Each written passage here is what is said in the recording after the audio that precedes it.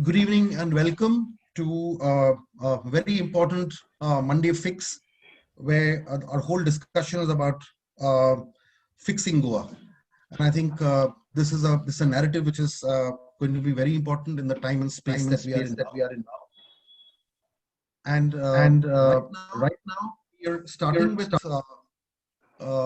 We will introduce all our panelists in a minute, but before that, let us first congratulate Mark and his team at the Living Heritage Foundation for this excellent documentary, about an hour-long documentary called "The Art of Destruction," which is actually going to be one of the biggest assets in our in our fight against environmental destruction and the absolute tyranny of the state in bulldozing not just rules and regulations but people's sentiments and this entire conflict between so-called national interest and people's interest is something that is getting played out in a very vicious manner over the past 3 to 4 months, especially during the time of COVID, when everybody has been indoors. So the whole sneaky, surreptitious manner in which this has been done is something which is very important. The issue at hand are basically three projects. One is, of course, the double tracking of the line, railway line, the Southwestern railway line from Hotspot, cutting through Tinaya Ghat and going up to Vasco. The other is, of course, the expansion of the national highway. Both these projects have huge implications because they'll be going through the Bhagwan Mahavir Wildlife Sanctuary and of course the Mollem habitat, and of course the high tension transmission line, which also is going to cut through large swaths of forests, and trees are going to be cut. But see, while this is being talked about, and we will of course talk about it in this discussion, but I think what is most important is to understand the narrative of the state, where people's interests and objections are taken as minor irritants, and the state appears to be absolutely bulldozing people, as it were, uh, essentially throwing all kinds of opposition to the winds, and haphazardly giving clearances. The role of the State Wildlife Board in clearing projects which are going to destroy so much of wildlife and trees, that also needs to be taken into account, and that is something which is going to be very important. Last but not the least, I think the most important reason why we are here is that it is now all left to the people of Goa and very good stakeholders, environmentalists, writers, filmmakers, to make this change. And I think all of us here, panelists, as well as people who are participating, the audience, people who are attending it, all of us are here because we are all stakeholders in this fight. So I will now give a brief introduction to the panelists who are here. I'll start with just one second.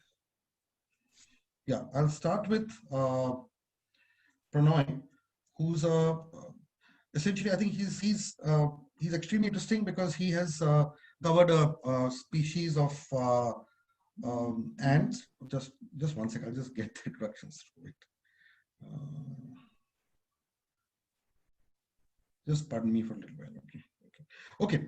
Pronoy is an entomologist who's recently discovered a new ant species called Vaibhav's Protonalia.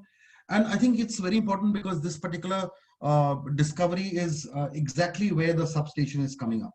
And I think that's important because this whole issue of wildlife destruction, becomes extremely important. So, Pronoy, your participation is very important. Then we have Parag Rangnekar, who, of course, is a postgraduate in agriculture, and he's the state coordinator for Goa and the Indian Bird Conservation Network. And he was also, in fact, interestingly, he's one of the expert members of the State Wildlife Board, and he was there in that meeting, very contentious December 2nd meeting of 2019, where these projects were given a go-ahead without really taking the views of the experts, who were absolutely flummoxed because they were apparently called for the meeting on some other pretext. And so he will talk about it, because that is a meeting which actually opened opened the locks, as it were, and opened the doors of destruction. So that's important, and thank you, Pronoy. Um, Alex Carpenter, of course, he's a conservationist. He, of course, runs off-the-grid tourism, mainly in the deep south. He's one of Goa's greatest conservation activists, and lives completely off the earth. And his presence is very important because at the end of the day, a lot of it is linked to tourism and sustainable tourism. Malisa is also here. She's a lawyer and activist, and of course, we expect her to give a lot of inputs on the legal side. Then we have Vivek Menezes, a very well-known author, writer, journalist, is very strong voice in Goan society.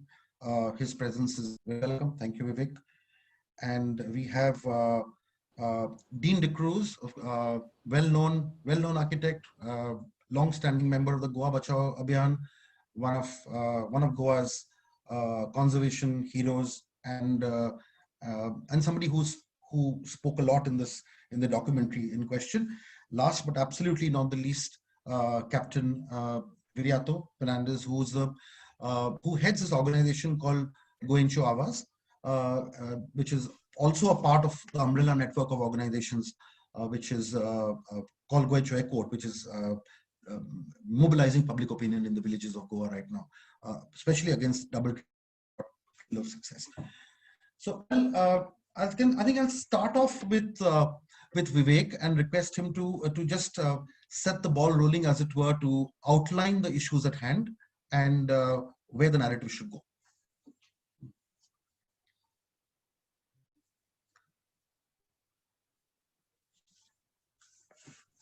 Vivek? Thank you, Sujoy. And thank you to all my fellow participants and to this and to Nilankur for hosting this. I think it's an important meeting. It's very impressive, actually, even in these pandemic times that we're facing, and obviously Goa's situation's getting worse and worse. It's quite impressive to see the way civil society is rallying about this issue, which of course is taking place in the forest and is being kind of done to Goa under the radar. I think what we're seeing here is another example, perhaps the most egregious recent example of the collapse of governance in the state, and it reflects what's happening nationwide. But we have some particularities in Goa. Nationwide, you're seeing all of the the legislation that is there to protect the environment being subverted. Even in the pandemic, you're seeing things like the approval process for environmental assessment, environmental impact assessment reports, that's being subverted. Just today, you see, or a couple of days ago, we learned that one of the largest forests, last old growth forests in India, is going to be devastated in favor of coal blocks. You're seeing a kind of a nationwide dilution and of the environmental protections, and a kind of a race towards a model of development which has proven unsuccessful in other parts of the world, and in fact proven devastating to the point that we arrive today. A lot of the diseases that have emerged to threaten us, including, of course, COVID-19, these are zoonotic diseases which come when the environment when humans impinge in unnecessary ways with the environment. So we're seeing a kind of a suicidal bent. I heard the example, and I think it's true, that India is, in a way, where Brazil was a decade ago. India is now the front lines for the global kind of devastation of the environment. So that's happening on a national scale, but what's happening in Goa is something that we've seen over the course of the last decade. It's maybe even the last 15 or 20 years. It's a non-partisan kind of a element where you have the complete failure of governance, where only special interests and a particular set of very small coterie of individuals and special interests are forcing through programs. The ultimate example is actually MOPA, which is still going through. And in fact, they proceeded with actions in MOPA in the pandemic, in a time when nobody is flying, when we have no view of anyone flying. They are devastating a flight. And just the other day, we learned about the dangers again of a tabletop airport. But still, despite every possible kind of warning, we're still proceeding with MOPA. So this is the greater picture. I think when it comes to Goa, it is true that we have a robust civil society response. And we've had many different parties to this. The people who've agitated against MOPA, Goa Foundation, many individuals at various spots. But it's coming to the point where the pressures are too much, I think. We are actually at a kind of a breaking point. I feel very alarmed myself. I think that it's going to take more. It's going to take a national as well as an international effort. That's why I'm so impressed by what the people are doing, what a very broad group of people are doing with regards to Mollem. We've had letters from the architects, from the tourism group, recently from the artists. We're having an outpouring of different artworks as well. We have this movie, we're having this conversation. I think there are some hopeful signs, but really it is a very uphill task, and we should not make any mistake about the kind of pressure that the state faces right now. That's my view.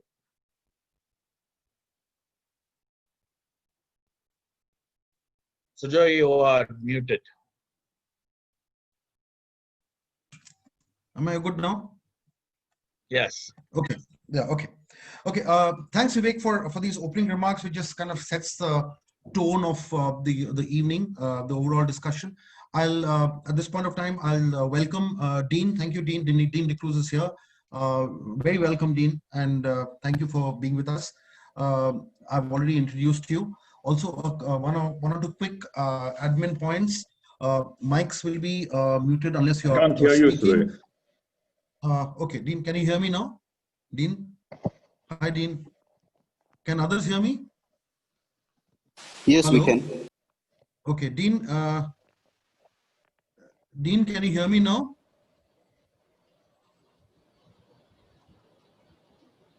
Dean, can you hear me now? Okay. Yeah. Yeah. Just checking with Dean whether he can hear. Okay, I'll carry on nevertheless. I've welcomed Dean and I'll move on. It's just that mics are going to be muted till you speak. This is also this particular discussion. The Monday Fix is also going to be streaming live in the Facebook page of Thus. And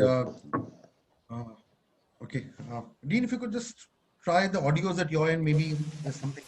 Yeah. Settings are okay. I think Dean is okay now. Yeah. We'll try and get that fixed, Dean. Let's see if we can get fix this from this side itself. Okay, I've put on my earphones. Okay, cool. So, Dean, yeah, since you can hear us, welcome again, yet again, and very welcome, and thank you for being with us. And your participation, of course, in the documentary was also very critical.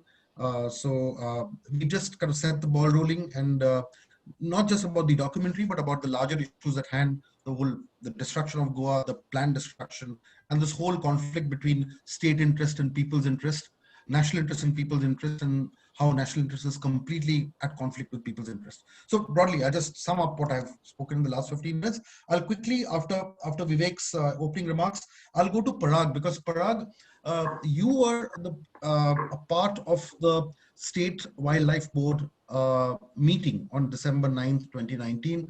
And in that particular meeting, these three projects against whom the whole of Goa is rising up, namely the double tracking, the transmission line, and the expansion of the highway were passed. Can you, though the documentary does talk about it, can you just, for those who haven't seen it, talk a little bit about that particular meeting and how that kind of opened the doors to destruction, as it were? Parag. Right. So, am I audible? Yeah. Yes, Parag. Yep. Okay. Right. So, I think it's important to mention here that I represent the Goa Bird Conservation Network on the Wildlife Board, and Yeah, so the December meeting, I won't get into the details of what actually transpired at the meeting, but I think the couple of things that everyone needs to know is that when such important projects are being discussed and are to be pushed through, uh, it's important to have good information based on which these decisions are taken. I think that is something that was completely missing during that meeting. I mean, for example, the EIA reports should have been shared with all the members, prior to the meeting, so that we could be prepared to discuss some of these issues.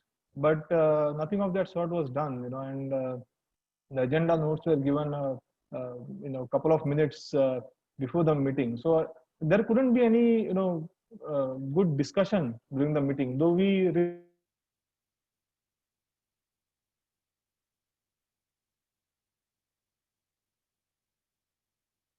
minutes of the meeting. So the large issue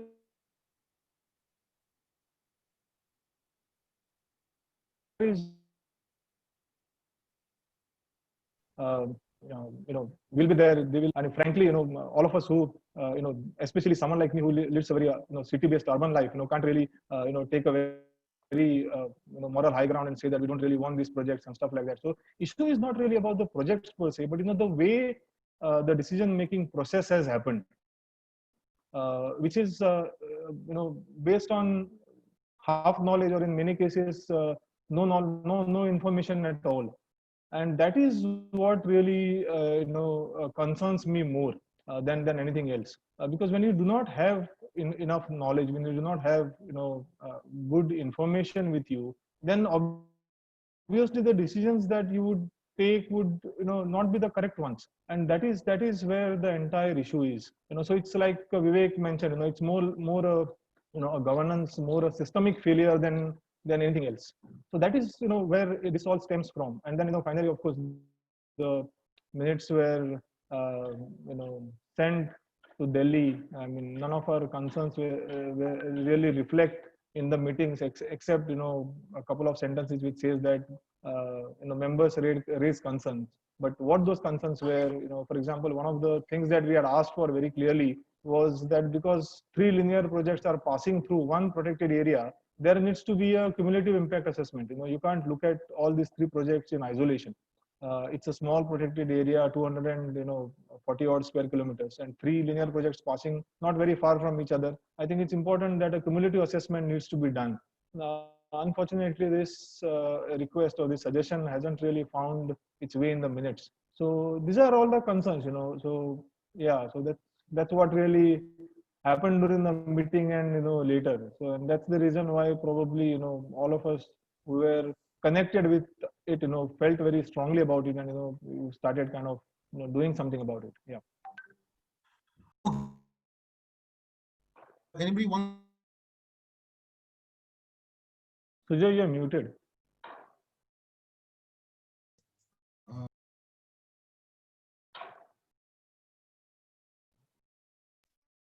Yeah. Am I audible now? Yeah. Okay. Okay. Now the thing is, if anybody has a quick question for Parag, I'll take it now. Any of the panelists, not the audience. But so if that is so, then do interject and ask a question. If any other panelist wants to speak, so the style becomes a little bit like a conversation. However, but if there are no questions, can I just go to Malisa and ask her essentially from the legal point of view, if there is this amount of bulldozing that's happening. Of course, Claude, of course, has gone to court, and there's a lot of hope there. But Malisa, when things like this happen, when haphazardly the wildlife board actually acts on the side of the destructors and not on the side of people, and these projects are passed in a hurry, what is the recourse that we have? That's point number one. Point number two, since we're talking about this documentary, the bites of the chief wildlife warden Santosh Kumar were very interesting, because I'll just draw attention to 2 things. One, he says that once this national highway gets expanded, it's going to lead to robust tourism, which was absolutely laughable. And secondly, his other point is that if the state decides to go ahead with the projects within the laws, then they can enter into wildlife areas. And just because you have wildlife areas, that doesn't necessarily mean that you cannot have projects and and development. Now, how do we correct this? How do we course correct this kind of an absolutely prima facie flawed narrative, Malisa?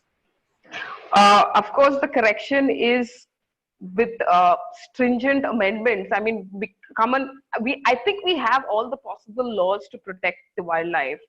In fact, the Wildlife Protection Act 1972 is very clear as to who can enter into and what kind of developmental projects. If you all might permit me, I know it might get a little longer. However, I would just want to, I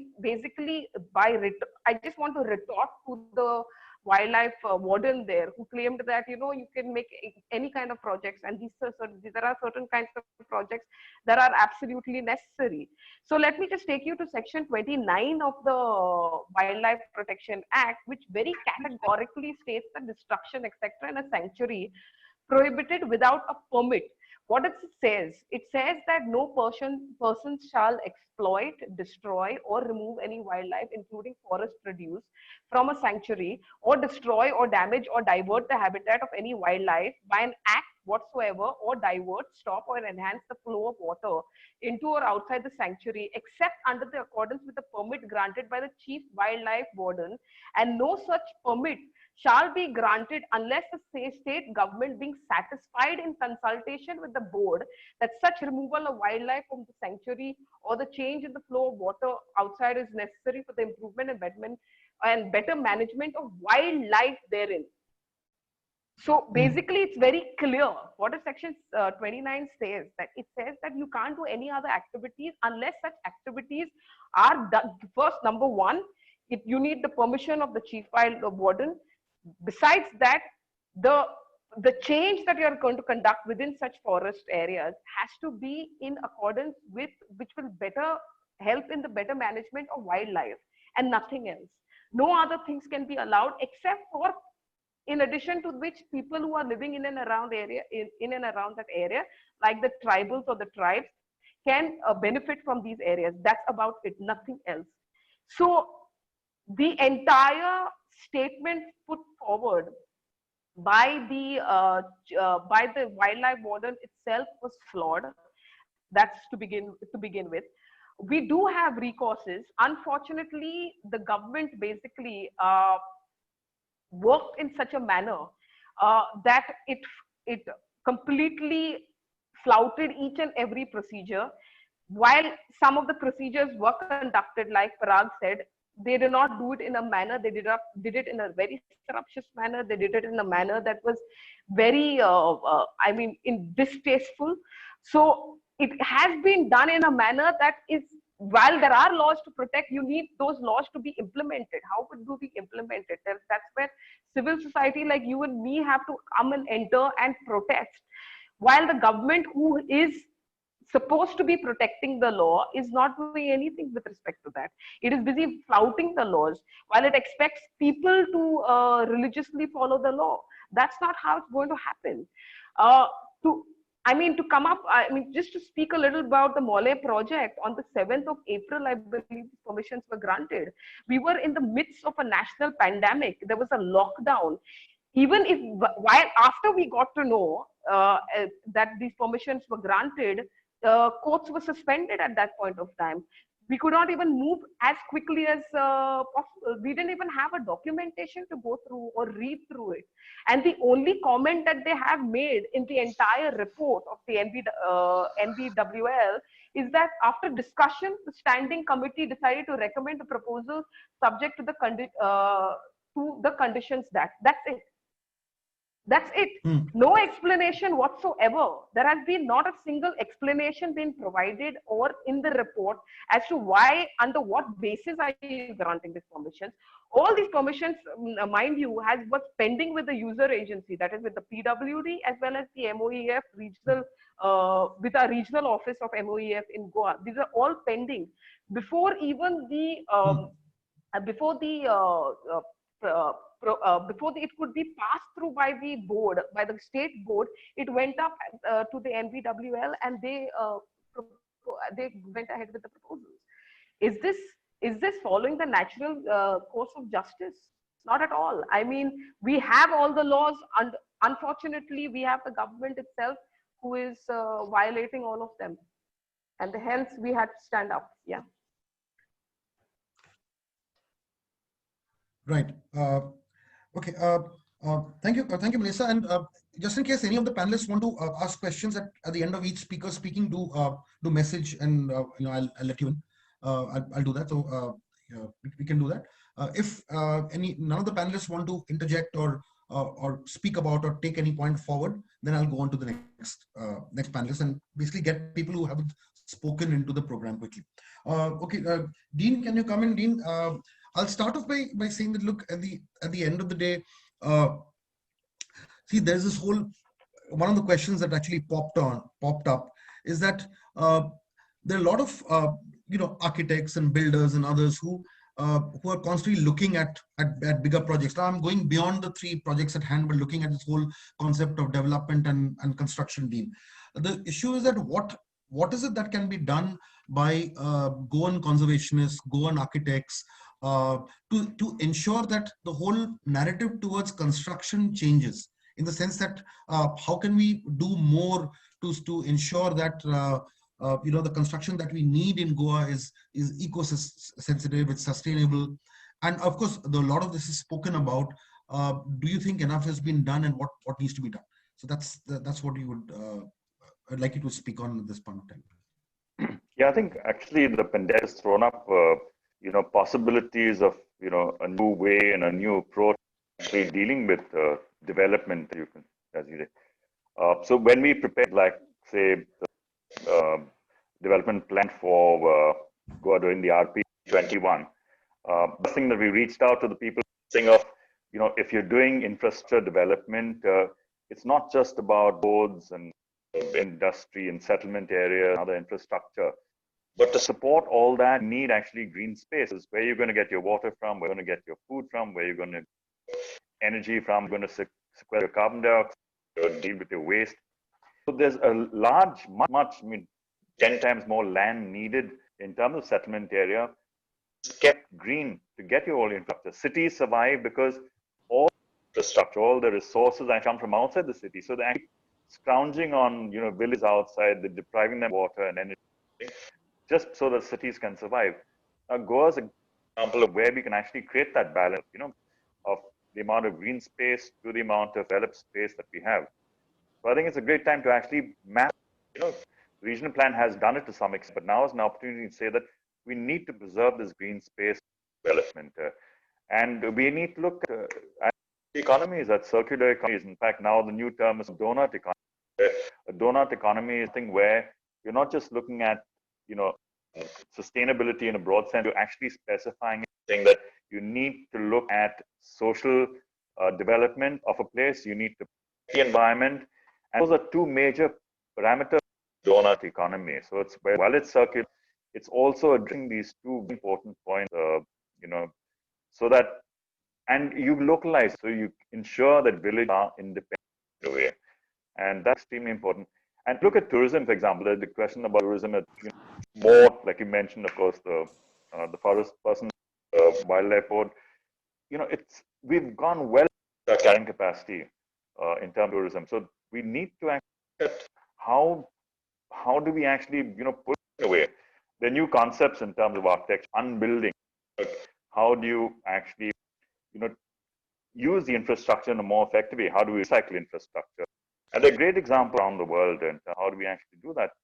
So I think we need to look at getting these concepts back again in development, and I think a lot of architects at the time think self development. We are to actually ensure that Goa develops in a sustainable way. We need to look at how can we actually use whatever and resource that we have in a right and just way.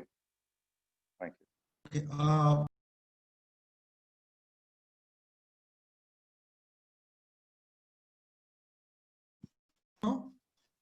You're Hello, muted. can you hear me? Yes. Yes.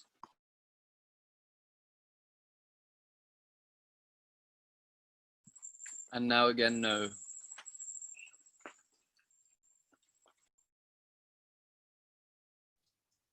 Yeah, can you hear me? We can hear you. It now says it's muted again. Okay. Now, Okay. Hi.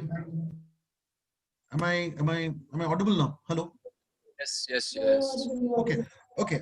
Yeah. Before I go to you, Alex, I'll just ask Captain Viriato to join the discussion.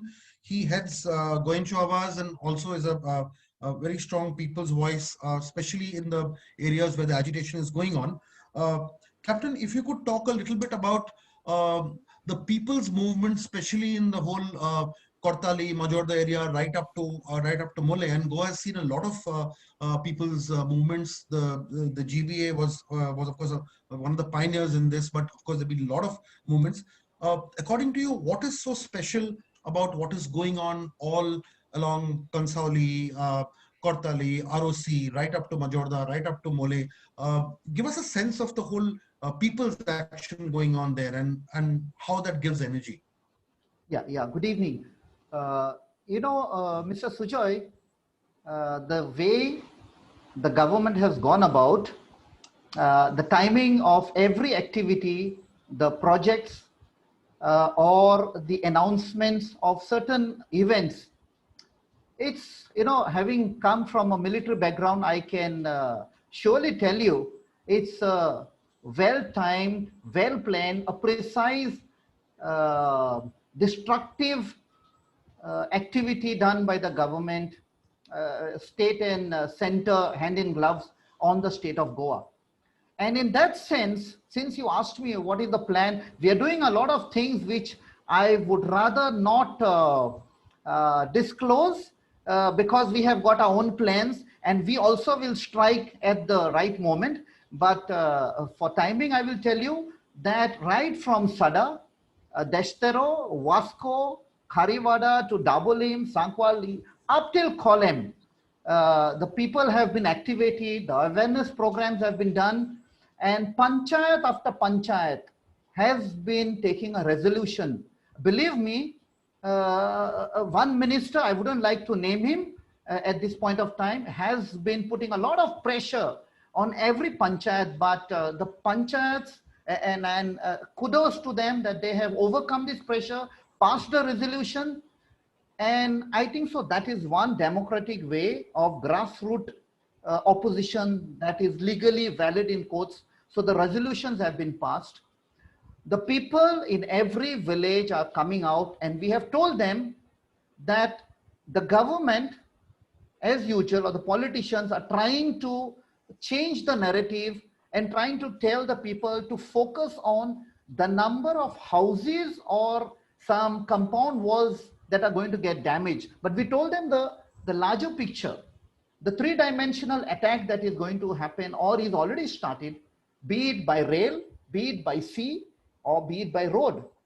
If you go back, this did not start now. It was a well-planned attack. This is what I feel if I go back to the board.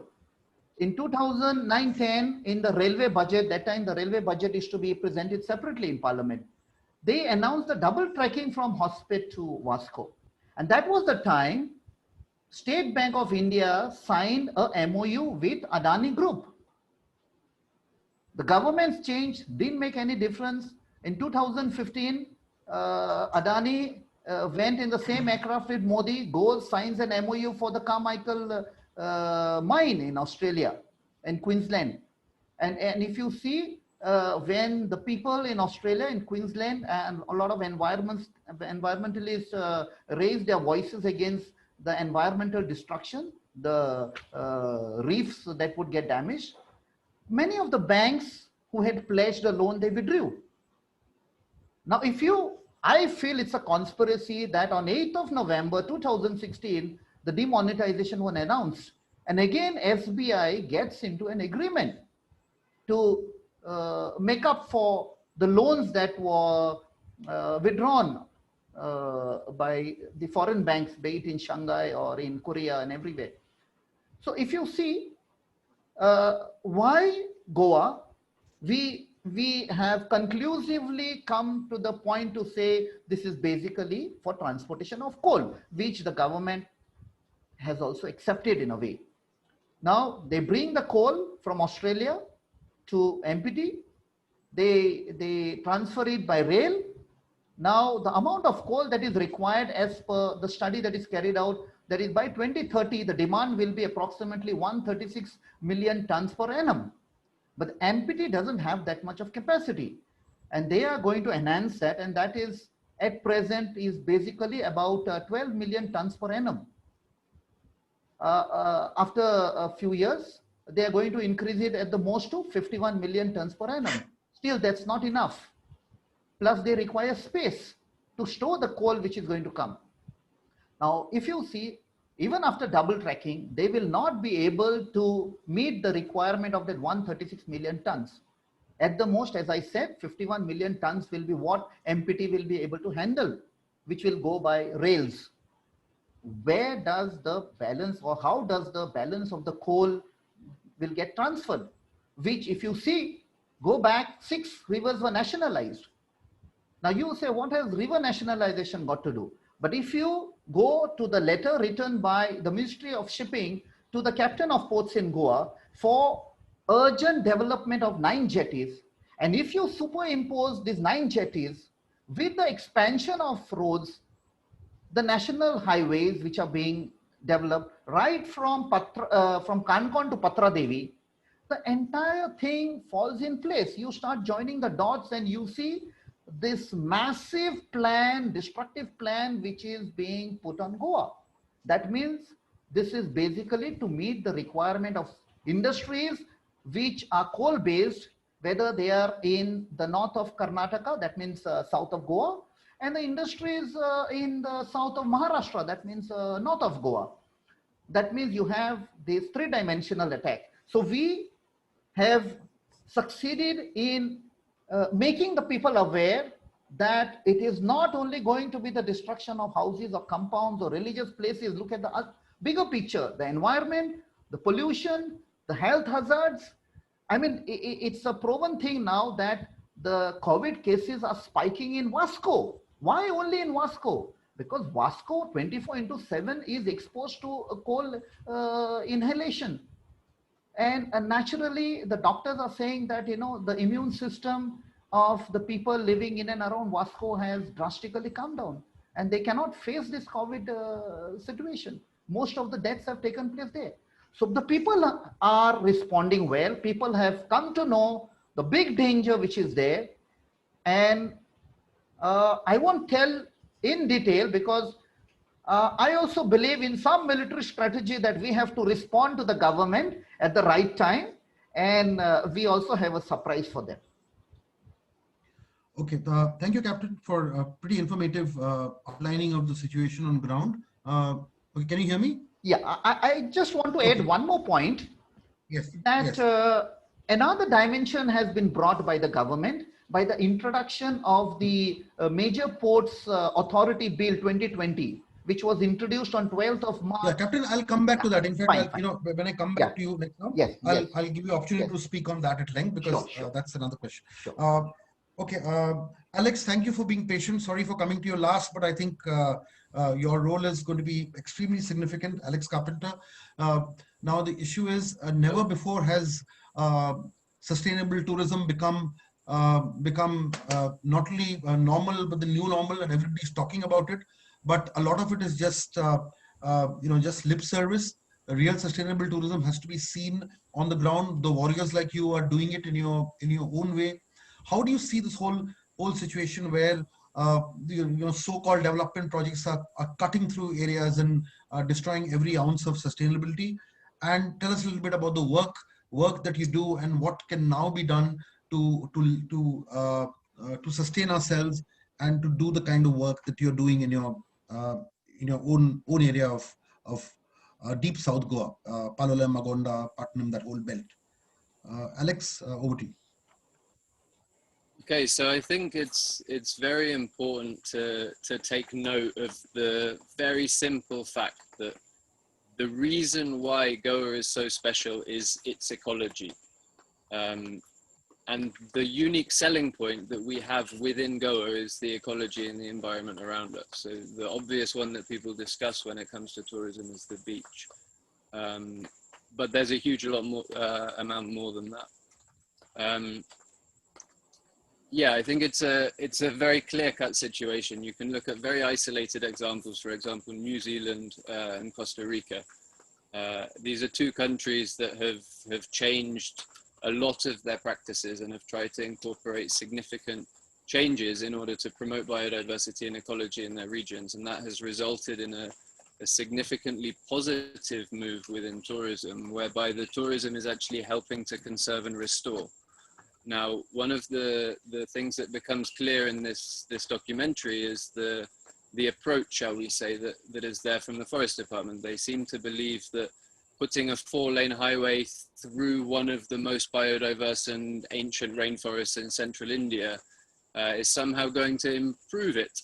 I don't understand really how that can become in any way ecotourism. The very concept of moving people into pristine places and then destroying them is not ecotourism. Ecotourism is about finding ways to protect the environment around us. So that means actually a lot of the tourism that we have now should be starting to convert into a more positive method of operating, you know. I mean, just simple things like reducing waste or working with people, you know, with individual contractors to be able to actually recycle the waste rather than in many cases just dumping it into the forest.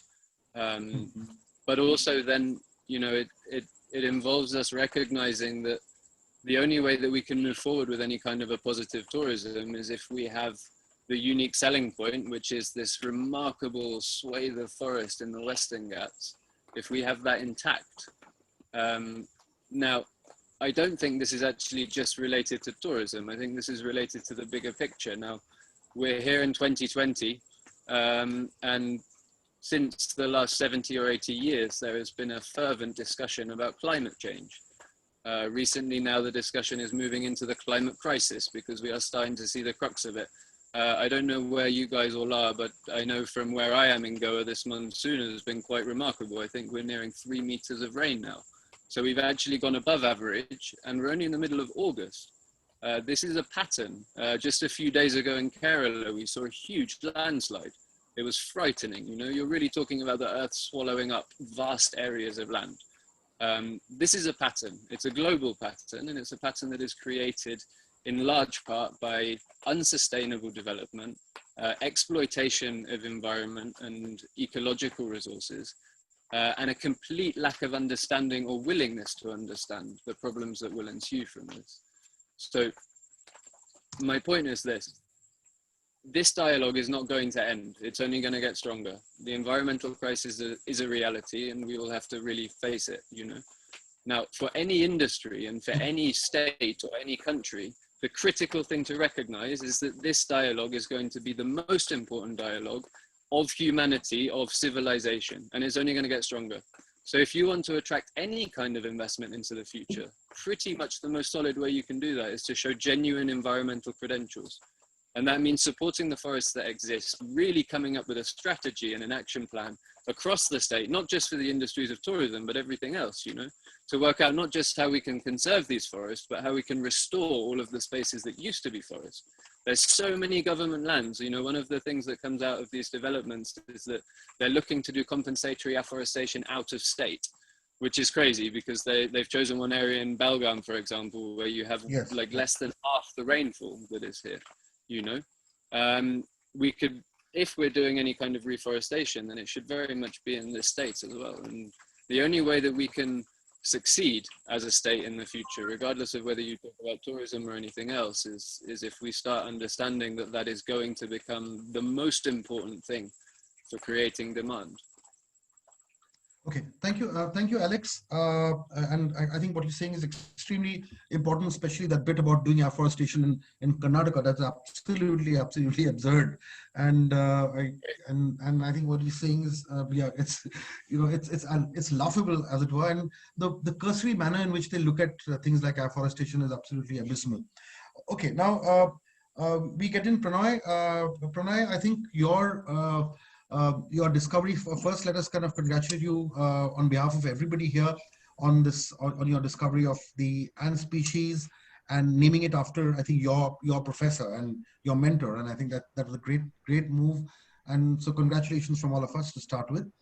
Pronoy, the thing is, before we get you in, if you could talk a little bit about your discovery, because you deserve all the accolades, but also if you could stress a little bit about how this is not just about trees, it's about living creatures, it's about wildlife destruction, and in this conflict, of course, you can tell us the extent to which this destruction is going to take place, and also when this does happen, what it leads to, and the destruction of the overall ecosystem which takes place as a result of this.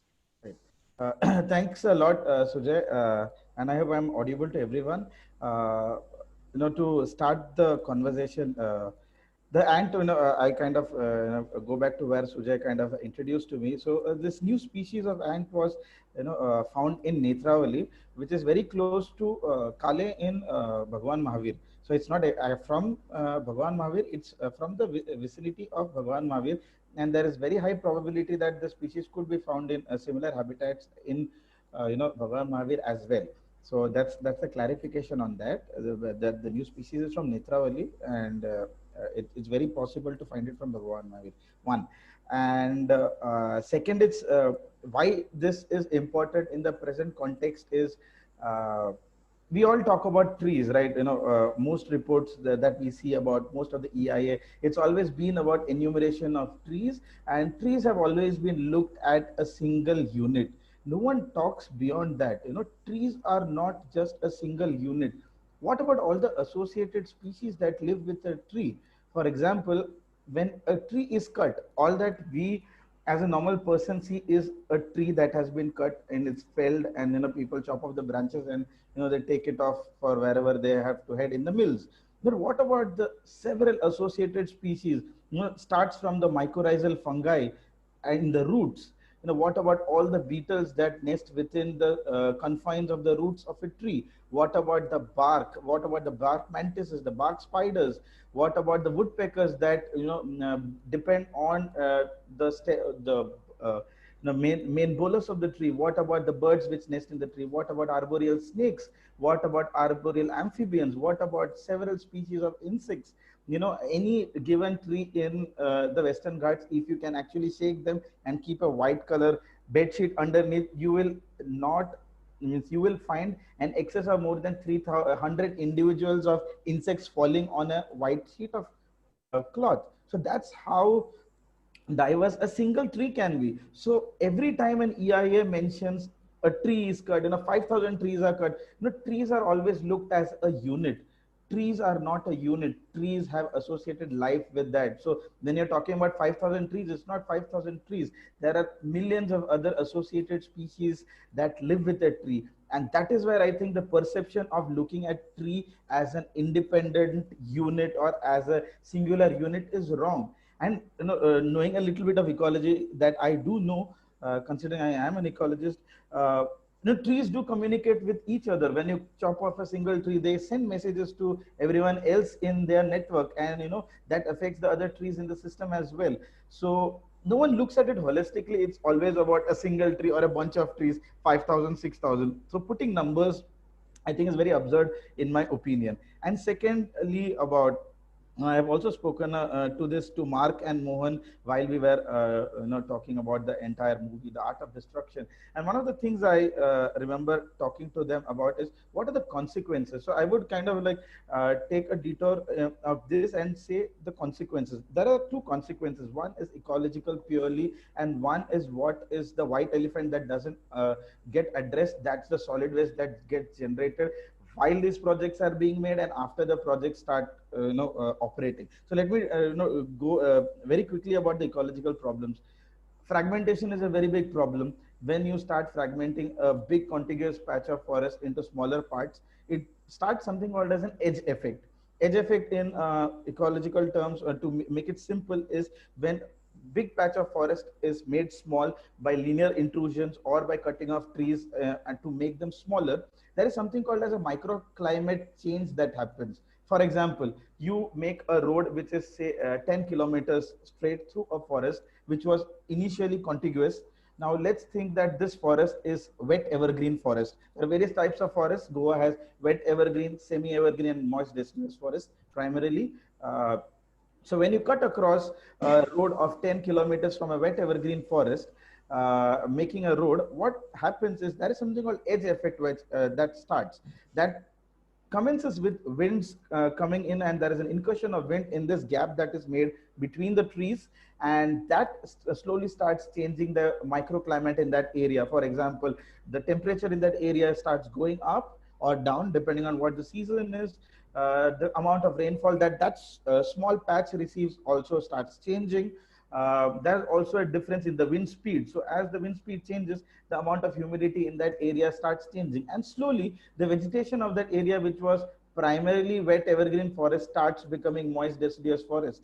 And that is something alarming because we already are witnessing a lot of change in vegetation. All of this is in scientific literature because of the entire climate crisis that Alex mentioned. There has been a lot of change in the type of forest already. And this extra anthropogenic pressure that we are going to put on our forests is going to further accelerate the change or is going to change the physiognomy of the forests that we know of as today. So that's one very big concern that is there. The second concern is about the project itself. For example, when you have to make a project, no one is talking about the access roads that need to be made to reach these projects. No one is talking about those facilities that need to be, sought after when you want to maintain these areas. So no one is talking that. Everyone is just talking about these many trees are cut, the project goes through, and that's it. And what about the entire project of garbage?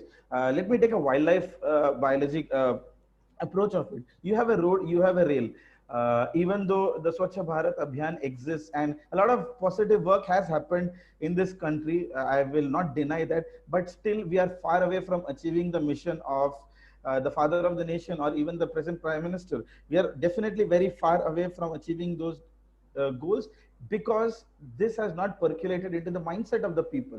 The problem is when people start traveling by rail or road, who is going to stop them from throwing garbage besides the rail or road areas? Now that would need a lot of enforcement.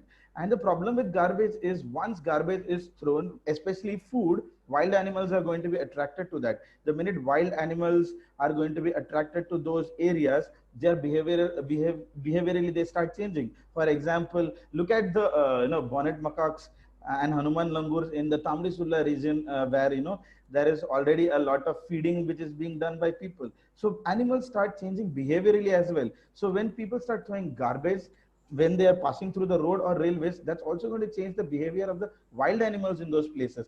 And the biggest problem is when that happens, when there is fragmentation and when there is opening up of the canopy, there is something called as invasive species that come in. A white elephant, again, that no one wants to address. Right now, invasive species would mean as plants, especially in terms of forest management, because Lantana camera, which is called Ghaniari, and the Chromalena, which is called Ranmari. These names are interchanged in North and South Goa.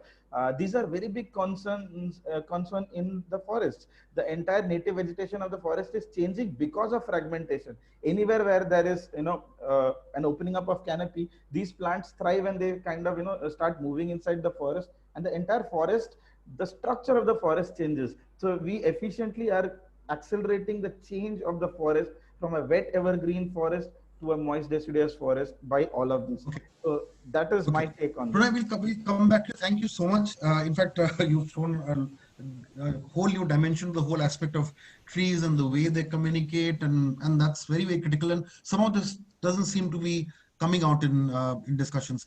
Vivek, I'll come back to you now, Vivek. Vivek, the issue is if you see the documentary and the fact that there are so many artists and writers and environmentalists, they spoke about it. And a lot of these protest movements do very well, primarily because of the involvement of these communities through their creativity, through their writings and songs and poems. If you could just underline, because you've been so closely involved and written about this, how important it is for this movement to go forward, and how and the role that artists and writers and poets will play in this whole movement. Good question, Sujoy. I think that public opinion does have a role. I think that the role of if you want to loosely call them cultural figures, artists, writers, musicians, theatre, filmmakers, does have a kind of role to play. In the end, however, I don't think that these are the game changers. What we are seeing in terms of environmental policy, not just environmental policy, what we are seeing in our political sphere here in Goa is brute force, right? You're seeing the co-option of every kind of opposition, undermining of opposition. We haven't yet gotten to the stage like that you have in other parts of the country where people who are seen as inconvenient get put into jail or get their lives are threatened. Hopefully we will not get there in Goa. Goa is a small place, and we will tend to be able to know who does these things. But in other parts of the country, that's definitely been a factor. In places like Chhattisgarh, which we just spoke about, or the Northeast, people who have stood up for the environment, the protectors of the environment, have been dealt with in much more brutal ways. So I do think that we are at a dangerous kind of inflection point, because what we are seeing, Mopa is a great example, where, or the casinos in Goa, another example where public opinion is universally against these things. But you have a kind of a cabal, a coterie of special interests, which includes the entire kind of political and economic elites of Goa, right? To some extent the economic elites, but definitely the political elites. They conspire together to subvert the will or the opinions of the people, and there are many different ways that this is spun. People who oppose it are called anti-development, or they're called selfish, or their finances are questioned. They are being financed from abroad, or they are outsiders sometimes. We've heard this kind of rhetoric before. I personally fear that all of what we're seeing in Goa, particularly today, is that all of this combined weight will not, in fact, matter as much as it remains within Goa. The challenge for Mollem is going to be to make this a national, a bipartisan national issue, and definitely an international issue. One thing that this government, in fact, whatever government, it's not a party issue as such, whatever government in India has been in power, they've shown themselves to be susceptible to international opinions. And perhaps, I think that comparing the current Indian dispensation to the worst devastators of the environment in history, which is pretty much where we're coming to, that may be something that will give them pause. But right now, I think, persuading the people of Goa again and again and again in different ways, which has happened, is not terribly effective. You have a hardcore of political elites mainly, but also a number of economic elites who want this, who want environmental legislations in Goa to be diluted for their benefit. And they are an overwhelming force. They are definitely the force in power. They hold the strings, the economic strings in Goa also. So no amount of music and artwork and poetry is going to affect them. How they can be affected is by being embarrassed on a national and international stage. And that, I think, is the challenge. We can get there possibly through these means of artwork and this excellent movie and other forms of activism. But in the end, what the only thing that can make a difference in Goa and has proven to make a difference is the kind of excellent work that Captain Viriato is doing, where local communities actually stand up and get on the road and get on the streets and have concrete actions. And even then, very often they fail, because there's an overwhelming force. I mean, Mopa is a great example, but there are many others. Again, casinos. I mean, these are things where nobody in Goa seems to. It's very difficult to find. If you poll, 1,000 Goans, are you in favor of Mopa? Are you in favor of the casinos? Out of the 1,000, you might find it's difficult to find more than 5 people who would say, I'm for Mopa, I'm for the casinos. Yet the casinos are there, and they're not going anywhere. And the same Mopa is being rammed through, despite every possible kind of evidence against it. So it's the same with Mollem. It's going to be the same with Mollem. It's going to where it's fantastic that this movement is generating some kind of traction, but it's going to take another overwhelming effort to get it over the hill to actually block what these very powerful special interests who in many ways own the government, own the state. It's going to be there's another level to get to before it can be. What we do is daunting enough. Thank you, Vivek. Yeah, I know it's a huge challenge, but the very fact that we are here, we are talking, and there's a movement gives us a lot of hope. Thanks, Vivek. Dean, you next. Now, this question actually comes from one of the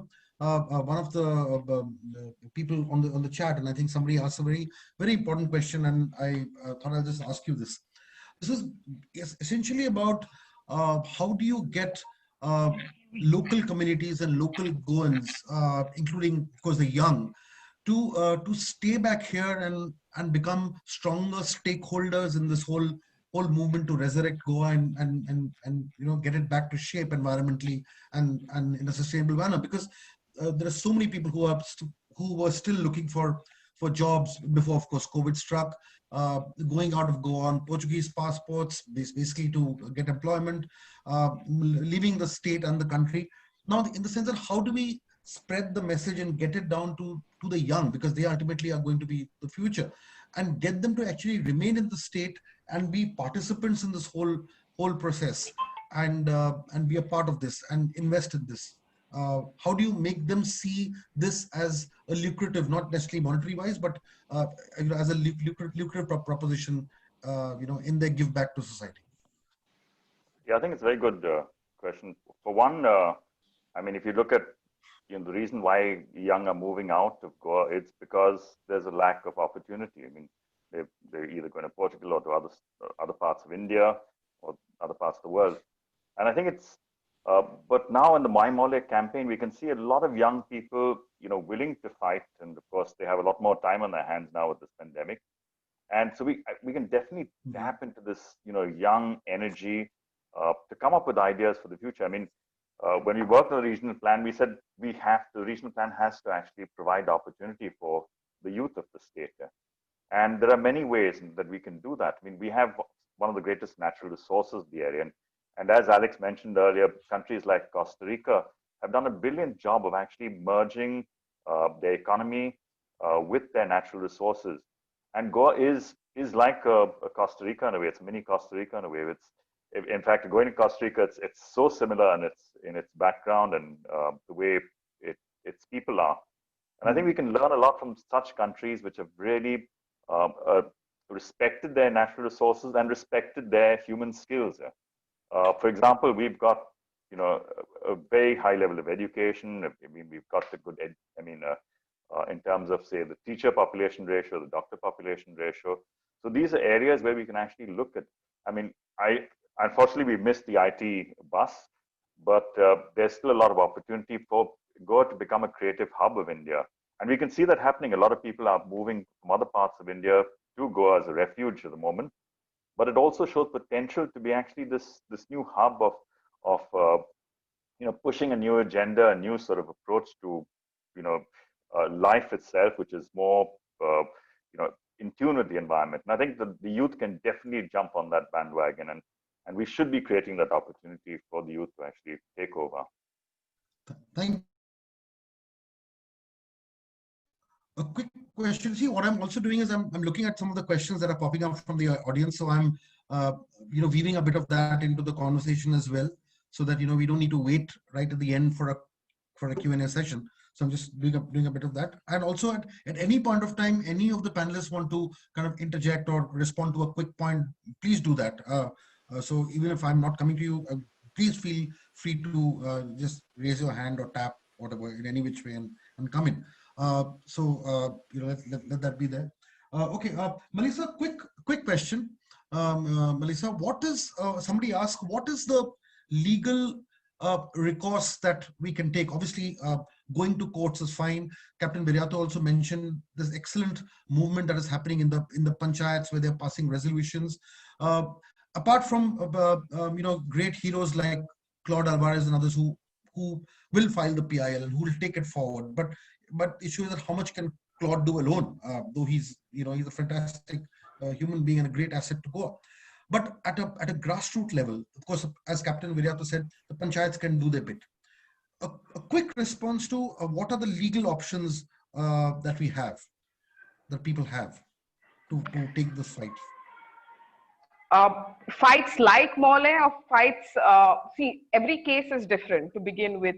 It's not right for us to compare a past case or a case that is happening simultaneously. Let's look at Mollem. Let's look at Mollem too, because that's the big issue at hand. So, right. Yes. So in the case of Mollem, what has happened is although laws have, in this case, procedures were not followed. Okay, there were blatant violation of procedures. It also happened during a time wherein, as I mentioned, during a national lockdown. So they basically kind of ambushed any kind of civil society by number one, the timing, by raising it during a time where there is a pandemic. If you notice, even the anti-CAA kind of fizzled out. That protest also fizzled out because of the entire pandemic or the national lockdown situation. So they suddenly realized that this is a great excuse, and if you're not only the government, in fact, government officials also and every other official uses COVID as a very good excuse for everything and anything, and now everybody has been using that excuse. What are the actual, one is awareness. You have to be aware. You have to be aware of what happens in your society. If not in the whole of Goa, at least be aware of what's happening in your village, what's happening in your municipality. The reason why we need to be aware is because of the fact that the legislators, unfortunately, who are elected by us, they are the ones who indulge in shady business, basically, when we are least aware. And that's exactly when they take advantage of that entire situation. So number one, we have to be aware. There are, we have held as a group, we have held several kinds of free information or free talks to the public, wherein we give information as to how to go about it, because I can't really cover all of the acts at this point of time, because each issue has a various act under different law. However, awareness is very important. I would insist, and there are enough people to help you at that point of time if you do need any kinds of assistance. So you have to start questioning. I think the entire concept of and the entire concept of, oh, he's my relative, and that's exactly what tends to happen in Goa, is the fact that people do not want to, go against the other, is because we believe in being a bit too diplomatic, because he might be related to me in some manner or the other, or I've taken a favor from that person in some manner or the other, or I might think of taking a favor. And that's exactly what has happened. This kind of hobnobbing behavior that we've indulged in is something that, although we as Goans have been, and people who reside in Goa also have been extremely vocal about various issues. But however, they have also been very passive with respect to certain issues. And it is important to raise up certain issues at that point of time when you see the wrong. Secondly, challenge the High Court. Unfortunately, that is your last option, challenging it before the court. But the timings are very important. In fact, just to point out a certain issues, what has happened is in the situation or the nationalization of river situation, several NGOs took it up, several people took it up, and several groups took it up. But none of them got together, pulled in their resources. You know, it's very important while there is situations, while the people are raising the issue on the ground, the same goes ahead in the court, you know, and that kind of helps in the court also to create perception.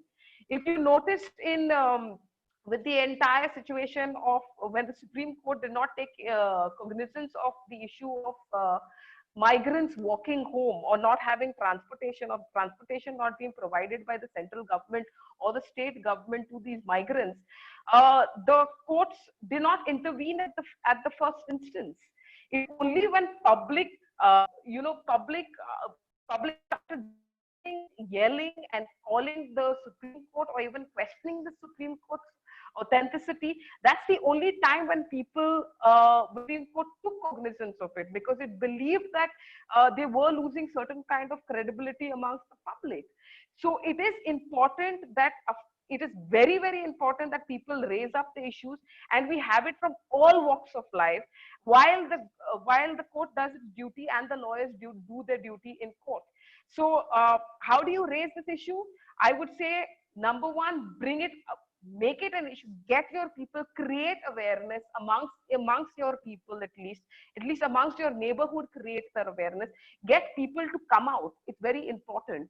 And also, last but not the least, participate in elections. It's very important. I mean, we can talk about all the planning, we can talk about all the ideas and the ideologies, but if we do not participate in elections because elections is the time where we elect these persons who then go ahead and manipulate our laws or attempt to manipulate our laws. See, the people that we've elected is the direct reflection of the society. So have the people really changed, or have the people become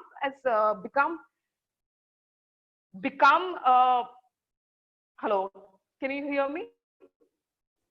Yes, can you hear me? Yes, Malisa. Yeah. Carry on. Yeah, I'm sorry, I got a call in between. Yeah, so it is very important that we do engage or participate actively during elections, and openly state that this person is not supposed to be elected, because if you're not going in favor, go against, but be very clear about it, because that's where the root cause of the problem is. You can change it at that level. Thanks, Malisa. Captain, you next. Before I'll come to Parag just after that, but just wanted to get Captain in here, because there are a couple of questions about people are not really clear, Captain, about the whole movement of coal across rail and water and the highways and the entire quantum of that. If you could just touch a little bit upon that, and also introduce this the major ports bill and how it is linked to the whole issue, just to throw light on this. Parag, I'll come to you next.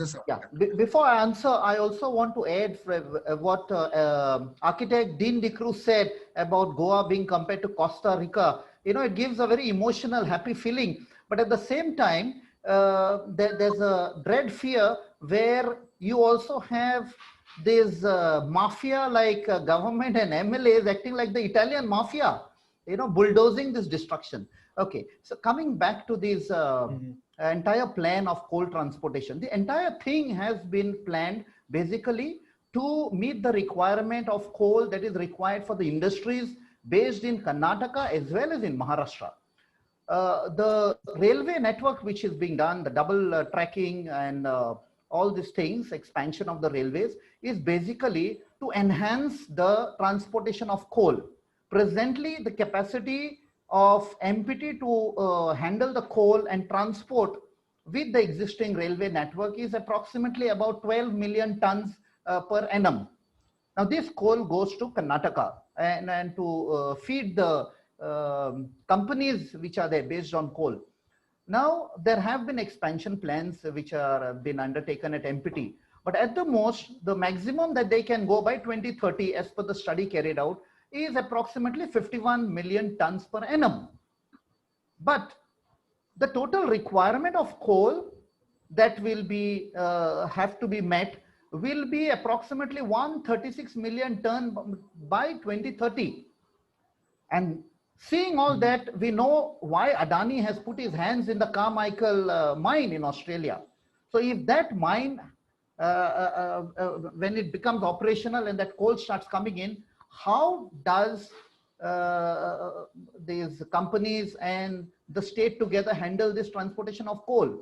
Because MPT will not be in a position to go beyond 51 million tons. So now this is where we see the expansion of the highways. And also, if you now go back, is the river nationalization. Now, we suspect this river nationalization, when you superimpose with the development of these 9 jetties from the shipping ministry, the orders which have come to the captain of ports, we see that the balance coal will go by road. And also when you see the river nationalization, we know that the coal will be transported by the rivers. So if you put the whole plan together, they are basically trying to meet this requirement of 136 million tons per annum by 2030. Now, there will be people who will be objecting, the civil society will be objecting, people across Goa, because people are quite aware and they are receptive when they are explained about the danger. This is where the MPT bill comes into play, which has been known as the Major Ports Authority Bill. Now, why I say it's a conspiracy is that the Sagarmala project was brought in somewhere in 2016.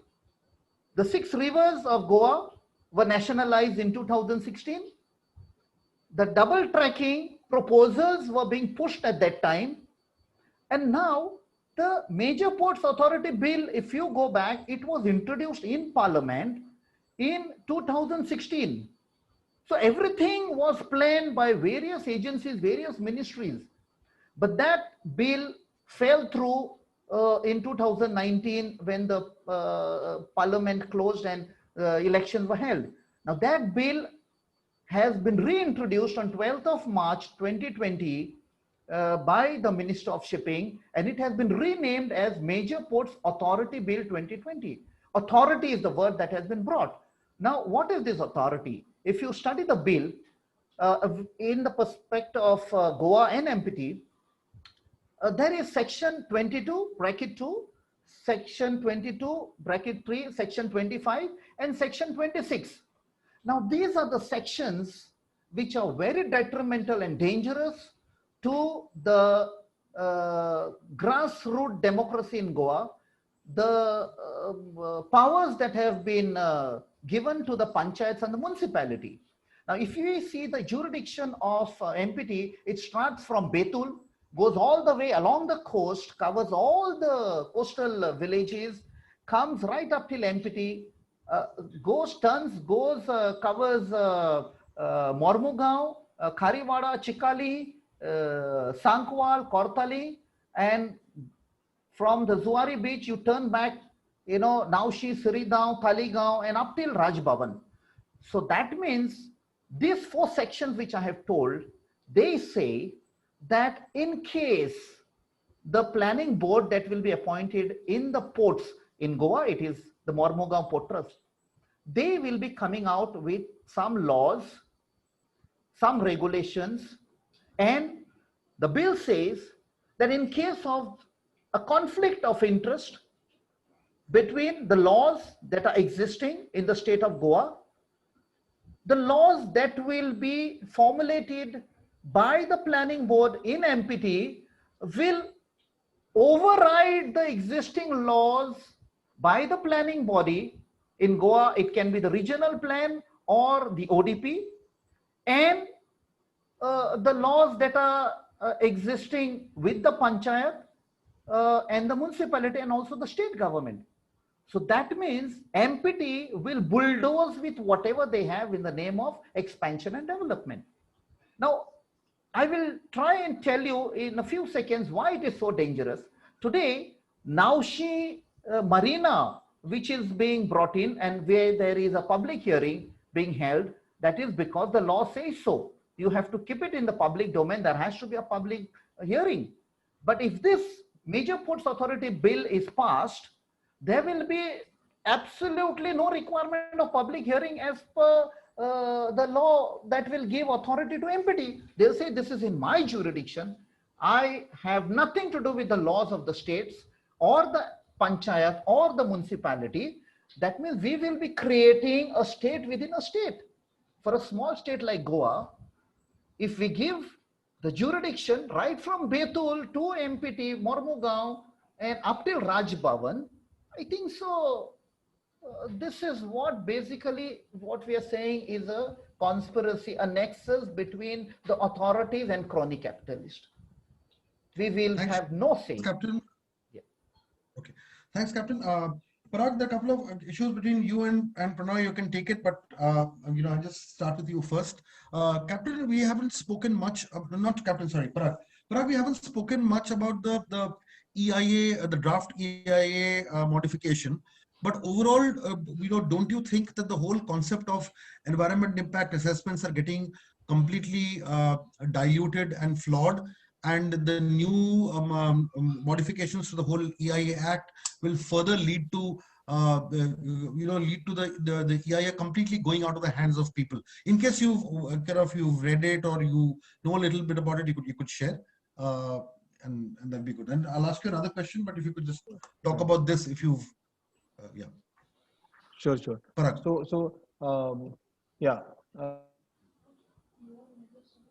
The present EIA 2020 and the dilution, I think it's important to understand that the EIA, the way they are being done itself is a big issue. I mean, I've read quite a few EIAs, made for different. Is that so within a EIA gambit, they have to collect data on impacts on land or impacts on the water, air, and then there is a section on biodiversity. Now this is where the entire of the other data, which is usually collected with instruments and gadgets, which is probably a easy thing to do for most of the guys who. Biodiversity is an area which has always been underrepresented, and for some reason doesn't get the importance that it deserves. For lack of expertise, which I personally don't believe, because there's enough expertise in this country, and it can be utilized. It is never given the importance that it deserves, and I mean, again. 3 different EIs made for 3 different linear projects, and all 3 have different information. And for one protected area, EIA, whether it's for the road, the methodology could be here and there, but the qualitative data shouldn't change. The quantification. Just take the case of maybe the road EIA, for example. Now in that, I mean, it's raised, but for example, no bird species has been reported from Mollem in that particular report except one resource out there we know that there are 286 species of birds reported from one bird which is reported in the EIA which is done on the for the road. Now how do you, I mean, that's, I can imagine a EIA report, probably not mentioning some insects, probably which are a little difficult to identify. But birds, I mean, how can you even accept that report? I mean, that report probably should have been thrown into the dustbin by the forest.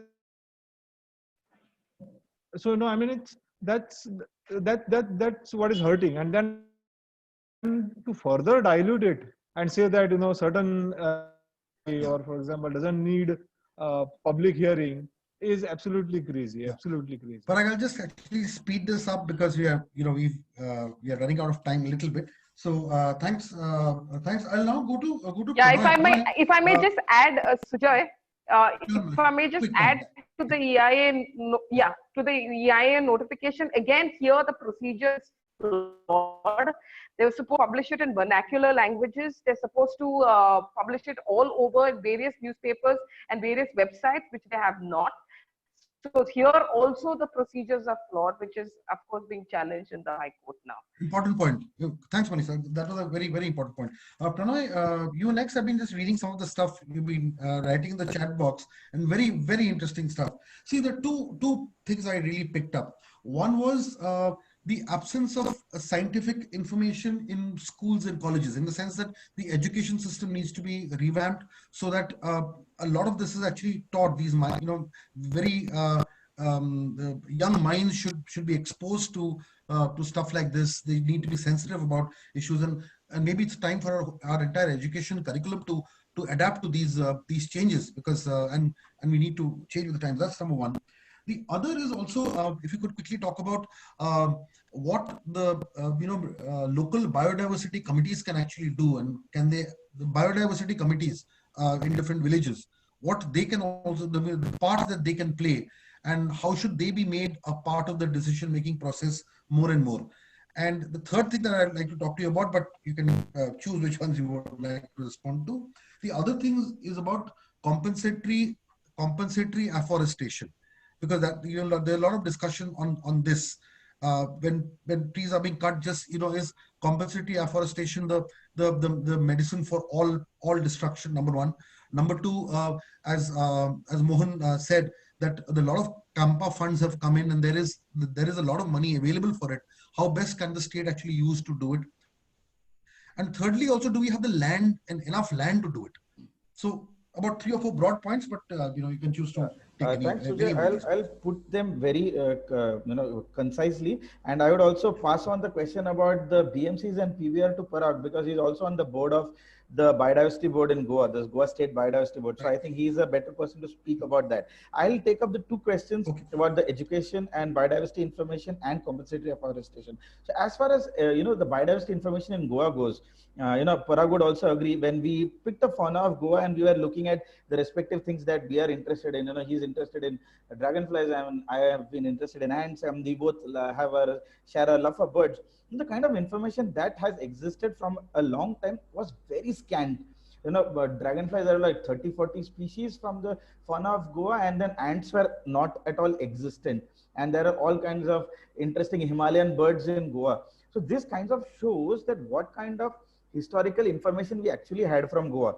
Whereas the entire British India had very good information about the biodiversity and heritage of the country. That is also because of the kind of mindset that the 2 colonial powers had. The British were more into natural history, whereas the Portuguese were not. So I would say that as the reason why historically Goa does not have much biodiversity information. However, over the years, Goa has not really moved until the last, about 2000, 2005. It's only from then that there has been a mass citizen movement. In the sense, people have come together, citizen science has improved, and hence biodiversity information is now available on public domain. There is something called as the GBIF, the Global Biodiversity Information. I can't remember the entire thing, but India is a signatory, and all biodiversity information that is generated is also sent there. So all of this means that the education system was not really field oriented. For example, teachers don't want students to go and explore the wild because of various other reasons. The curriculum is strict. There is no scope of letting children enjoy the wild spaces, no scope of children going and exploring the things that matter. So that is the crux of that, and I don't want to go on that tangent because that's a very separate discussion and not pertinent to what we are talking, because we are also on a short time notice. But what is other important point about the compensatory afforestation? Now, everyone, as I said, looks as trees as unit. The same way as forest. For example, you chop down thousands of trees in a wet evergreen forest, and you want to go and plant it in a dry deciduous area in, say, Karnataka. How do you replace tree to tree and area to area of a wet evergreen forest elsewhere? It takes millions of years of succession and evolution to reach a stage of mature primary tropical forest that we have in our Western Ghats.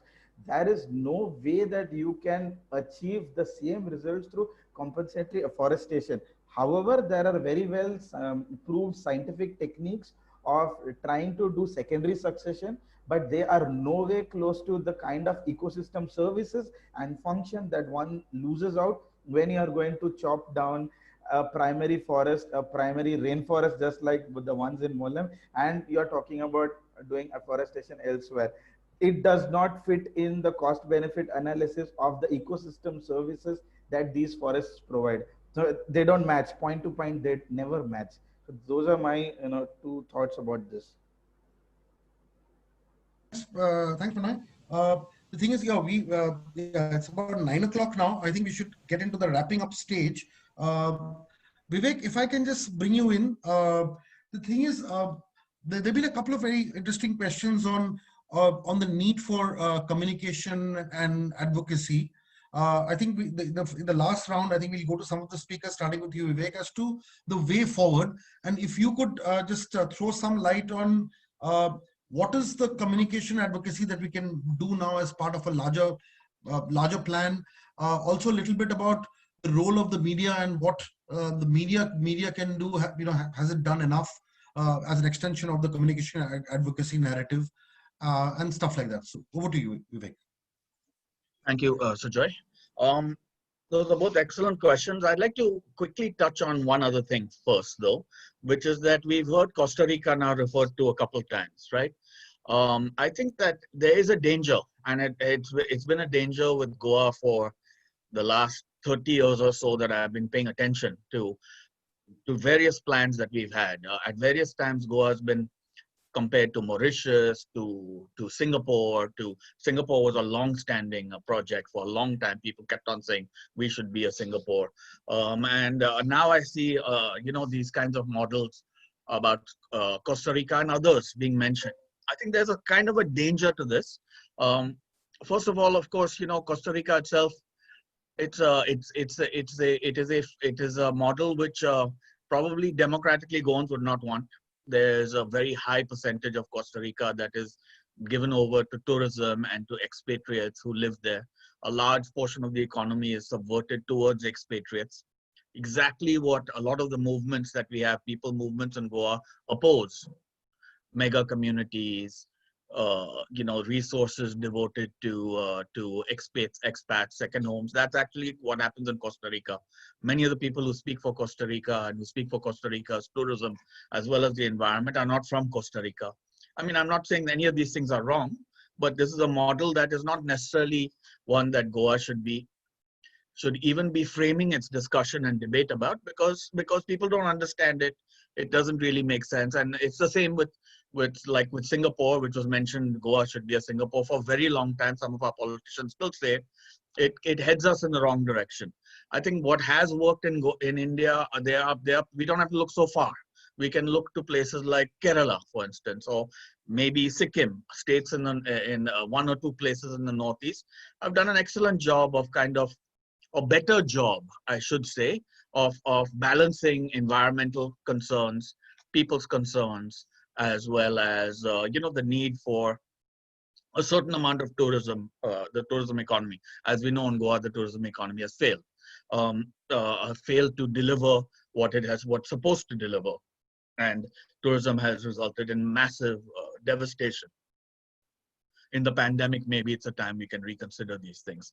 To get to your question, I think that when it comes to the media, we have a couple of problems. One is that the national media has been kind of co-opted by the ruling party. It's very difficult in almost any circumstance to beam out a concerted message of opposition to the kind of national agenda of the center, because most of the media organs are kind of frightened of voicing that again and again and again. We have the opportunity every now and then. We have something emerging. For instance, Smita Nair is doing a fantastic job at the Indian Express, where we have this, kind of a long-standing engagement which comes into the national attention. I don't find that it's very successful. It's an outstanding job. It's not delivering. It hasn't yet delivered the kind of backbreaking blows that we need to state policy. I think it will take more. In Goa itself, the media is quite broken to the extent that these issues are covered. It's a large amount of preaching to the choir, and then the stakeholders are not paying attention to it all. I think that there is a gamble, kind of a tacit gamble being made by the decision makers, if you like, in this, that they can tolerate any amount of noise from Goa, that it doesn't really matter, right? So I think really, as I mentioned earlier, I think the way that this campaign is going, I'm not actually on Instagram for various reasons, but I know that it's very effective, the way that the artists, writers, people who are managing this campaign are doing it in multiple areas of social media, finding different ways to enter people's consciousness. I think that is effective, and I think what it's going to take is actually this becoming some kind of international issue. I think there are a couple of pegs that there is an opportunity to kind of take it to that level. I hope it does happen, because the stakes are high. It's one park in Goa, but actually there are 13 or 14 projects that have been cleared nationally, which impinge on 4 or 5 major wildlife reserves. So in a way, this has started being covered in the international media. I think that if it can be made into a kind of a bigger cause célèbre, where people say, I don't want to go to Goa, or we must maybe a boycott campaign of some kind. Unfortunately, we're talking about the people on the other side of the most powerful people in the country. But this is I think we definitely need to take another step up. These conversations are wonderful, and again, thank you for having me and for hosting it. I think that it's excellent to get all these different viewpoints. I think again we see there's a kind of consensus that it's a bad idea. There isn't really a plus side to it. How does that message reach to the level where people feel that there's a political cost to going ahead with it? I think that's the question, and we'll have to keep working to make sure it happens. Thanks, Vivek. Alex, the thing is, everybody's spoken twice and you haven't, but not just because of that. I think if you could just delve a little bit about sustainable tourism and what communities can do, because that's a very important aspect of this. And you've been mentioning it a little bit on the side, but if you can just kind of do a roadmap from that point of view.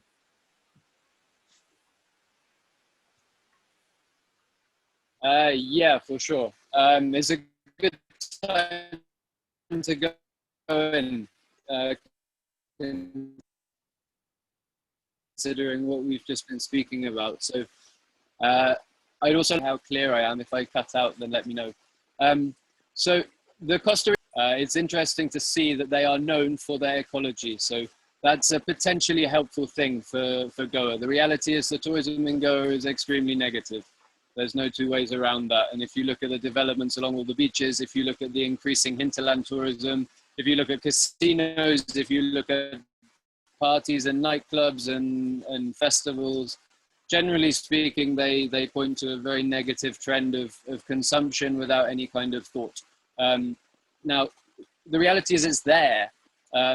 Like the tourism in Goa is a reality, and Goa is globally known as a brand because of the tourism that exists there. So I don't really think it's going to be possible ever to get rid of that. I think what we can do is we can work to try and change the reasons why people come here. Not that it's the state with the cheapest alcohol, for example, whatever it is, to give people a reason to actually visit Goa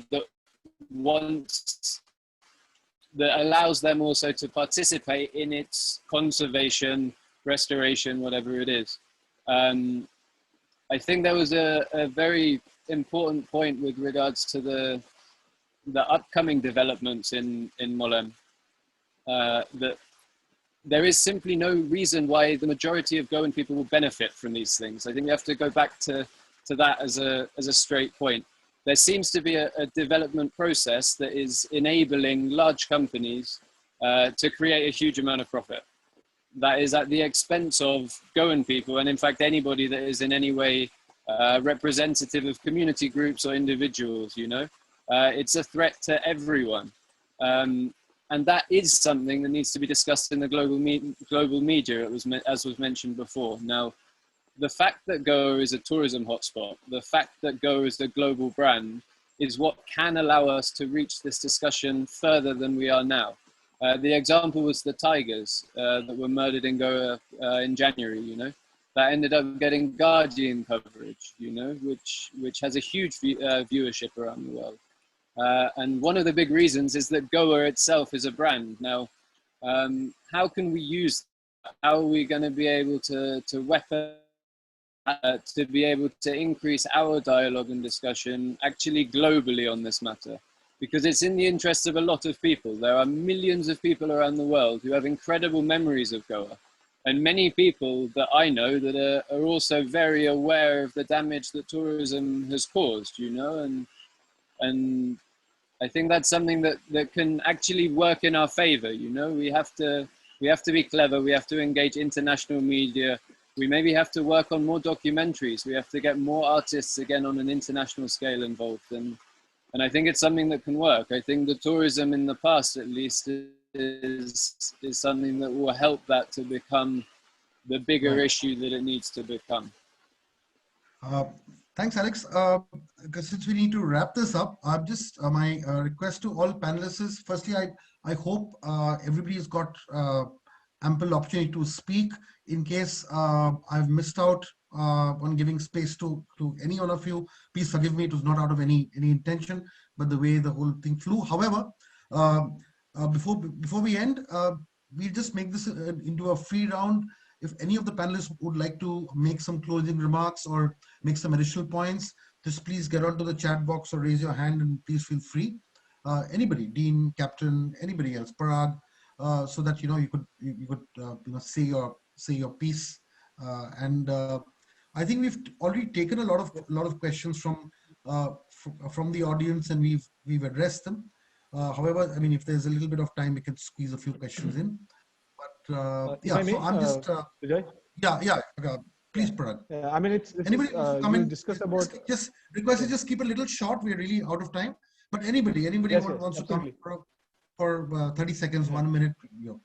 Yes. So this is, I mean, you asked about the way forward. So instead of, I mean, I would also kind of like to raise a concern. In a movement such as this, where a lot of people come together, and there are elements which, and we have seen this already, that there are elements with political affiliations will start getting into such a movement, and we are seeing it happening already on different social media. So I think we need to be aware of this happening as well, and be mindful of. Perfect. I think we need to look at alternatives to what the projects are. Because if you look at energy, for example, we're getting a power from halfway around the country coming to Goa. And yet we're trying to push this whole thing of alternative energy. So I think it's a great opportunity for Goa to say, we don't need those power lines. We can produce our own green energy within the state. And that's one way of going forward. Look at alternatives, and not just in power, in many other sectors as well. Great. Anyone else? Pronoy, Captain, closing remarks? I would just like to add, Mr. Sujoy, going further from where Mr. Vivek towards it, and you see a lot of theatres, musicians, singers, footballers, and all. In the days to come, we are bringing them together, and the thugs sitting in the assembly will have a hard time now. Wonderful. That's all. That's Wonderful, all I Captain. can say. Okay. Anybody else? Closing remarks? Yes, Pronoy? in fact, I would just like to add on to Yes. Parag, Sujoy, if you don't mind. Yeah. Yeah. So Sure. So I would like to add on to what Parag said. In fact, it's very pertinent that we keep a close watch, because great movements have come down to us, come to a standstill, or basically have not they have not got any kind of solution to it. So it's very important that we are very aware. While of course we cannot tell anybody not to participate. It's important, but everyone participates, and especially people who are in the assembly participate. It's very important. However, with that said, it is very mindful for us to be. It is not right for us, and especially all political parties should know that it's not right for us to try and break people's movement, because these are things that happen organically, and organic movements are the best movements, because it starts from the heart. It comes from the heart, not from the mind. Yeah. Sure. Sujay, I would like to say a few remarks. Right, this is also a perfect time and movement, and the entire Mollem issue has brought forward to us that it's very important to have biodiversity information available for everyone who wants to take these issues to the judiciary or to the public. And right now, Goa needs a lot of youngsters to come up, not just to voice their concerns, but also be able enough to take up the field of take up the subject of field biology, go out there, explore, not just academically but even in terms of citizen movement, go out, enjoy the natural spaces, document stuff, put that in their own public biodiversity registers, or put that in citizen science platforms like eBird or iNaturalist or whatever other citizen science platforms are there, so that this repository then becomes the foundation for activists to then go to the judiciary. Because as Parag said, the court does not listen to emotions. The judiciary listens to hard scientific proof that is presented, and that will come only if our youth rise up to this occasion and take up this opportunity to explore the amazing ecology that we have in Goa and generate as much information, so that all of us can come together and give not just Mollem but any other thing in the future a very robust and scientific platform to stand on to, and then raise our concerns. Okay. Vivek, would you like to add anything as a closing remark? Vivek? Yes, thank you. There are a lot of wonderful perspectives here. I'm a little concerned about this idea that a movement like this can be successful while being somehow pristine or out of politics. I've seen comments not just by the participants, but also in chat, and people have sent me emails like, this cannot be hijacked, it should not be used politically. In fact, this entire movement is about politics, right? There is no way to proceed if this does not become a political agenda by a sustained majority in a way. That's the only way we cannot. The courts are one kind of recourse, but the political sphere is where this action must lie. The problem in Goa is that it is actually a non-partisan issue, because whoever comes into the opposition has been co-opted, right? So it's virtually the people versus the politicians in a way, and we don't really have voices speaking up. Is where the political voices, the people who speak on behalf of things like biodiversity, when they come into power or they're given any kind of seat in power, turn around. So it is actually a political issue. It's going to have to be politics. We are going to have to find political supporters, and in the end, the victory will come in the realm of politics. So, alas, nobody wants to get their hands dirty, and least of all me. But the idea that a project like this or a movement like this can remain somehow pristine or above the realm of politics means it doesn't really work in the real life. That's my only point, cautioning point. I think that we are heading in the right direction. There's been a massive kind of, even in the pandemic, there's been a massive coalescing of forces of different different constituencies. So it's heading in the right direction. I'm very proud of what Goa is doing under very difficult circumstances. And I think it's close. There's a way to go, but it's close. Great. Thanks, Vivek. Do I have the permission of the panelists to if I can just wrap up? Or okay, sure, Melissa, go ahead. Yes, just the last point. I just wanted to respond to Vivek, Mr. Vivek, in fact. Yes, I do agree with you, and I think it came out incorrectly, or maybe I did not manage to put it out in the right manner. Yes, of course, it is absolutely important that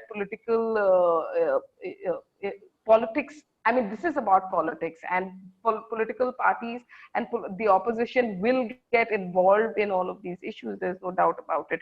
I think what we really meant is that there are certain political parties now who are stating that they are the ones who started the movement and they are carrying on the movement. This is basically a clear message to people like those who are attempting to kind of hijack this entire movement and say that it's their movement.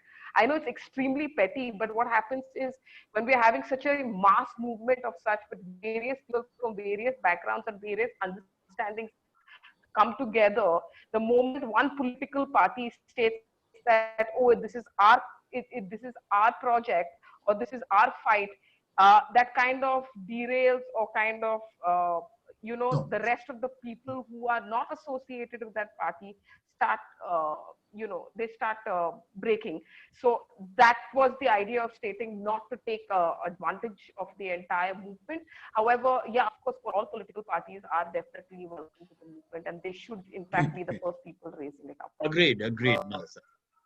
Thanks, Melissa. Before we wrap up, I think one should just pause and acknowledge the work that Mark Francis has done on this whole Art of Destruction documentary. I think that is what was one of the catalysts for this discussion. So I think the least that we can do is to thank him and his team. What was important in this documentary was that a lot of stakeholders went into Mollem, went into Bhagwan, Mahavir, artists went, writers went, and so there was a lot of creative activity happening on ground. I mean, they really walked the talk, and paintings were done, and poems were created. There was a lot of writing, artwork.